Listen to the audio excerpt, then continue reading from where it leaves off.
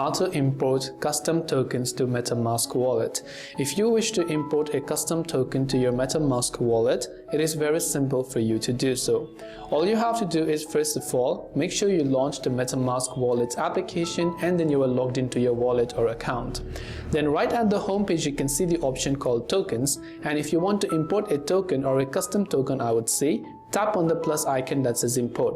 Now if it is not a custom token, you can just tap on the search bar, search for any of the tokens that you prefer, but we're talking about custom tokens, so go to the option that says custom tokens. Simply actually paste in your contract address right here. Once you paste in your address, then you can tap on the next option, and when you tap the next option, that token will go ahead and then import it to your account.